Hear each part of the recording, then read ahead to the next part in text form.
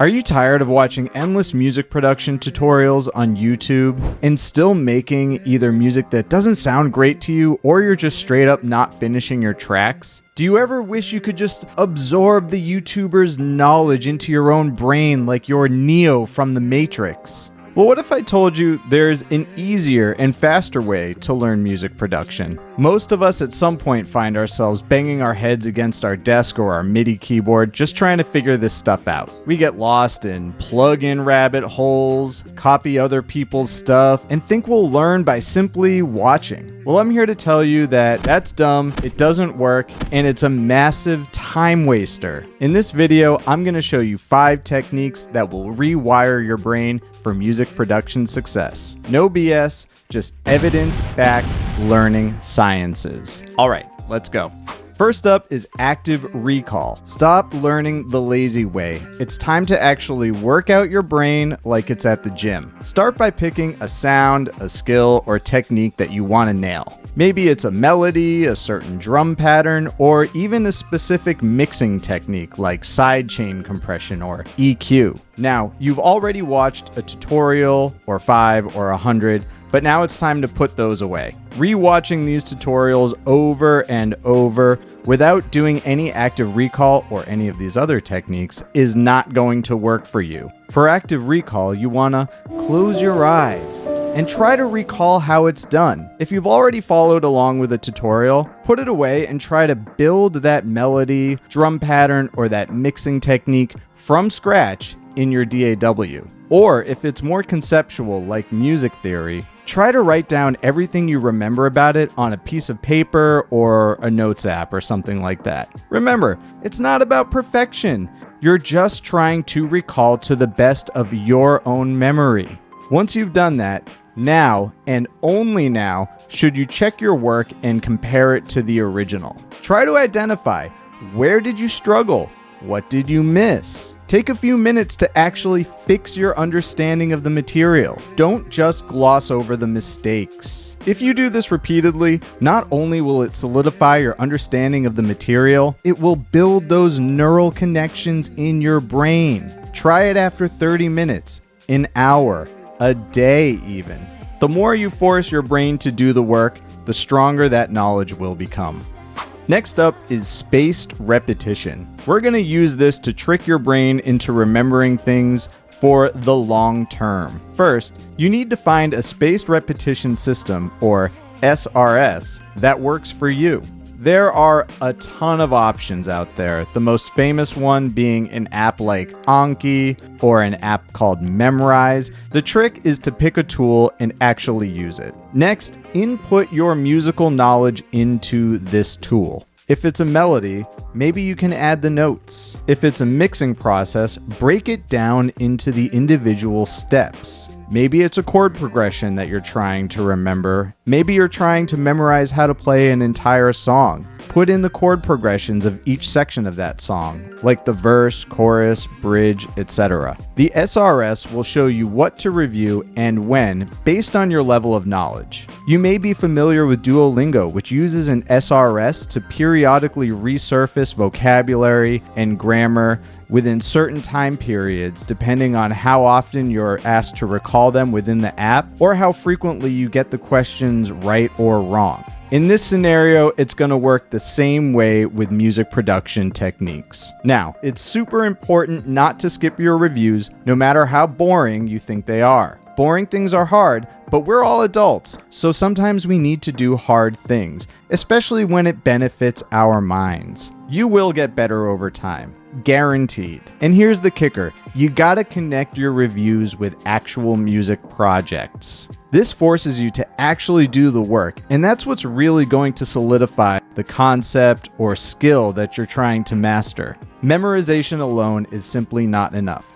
The Feynman Technique. It's time to simplify the complex. We're going to take that scary, intimidating stuff and break it all down into simpler components. Pick something that for you is complicated. For me, it would be synthesis techniques, but it can be a piece of music theory like a scale or a mixing technique or something really technical like MIDI clock syncing. And now you're going to try and become an expert. That means that you're going to go and teach it to somebody else, like your partner or a parent, a friend, or an unsuspecting stranger on the subway who's like, why the hell is this guy talking to me about synthesis and MIDI syncing? Use analogies. They help us learn because we can relate the concept to something in real life. Be sure to avoid using jargon. Not only does jargon put people to sleep, but they won't learn anything about it because they're not familiar with the vocabulary. And if you struggle to explain the concept, well, congratulations, you found a big gaping hole in your understanding of it. That means it's time to go and review that concept again, perhaps using active recall or spaced repetition, and ideally a combination of both. Do not skip this part. I know it feels intimidating to try to teach something you just learned to somebody else, but if you don't,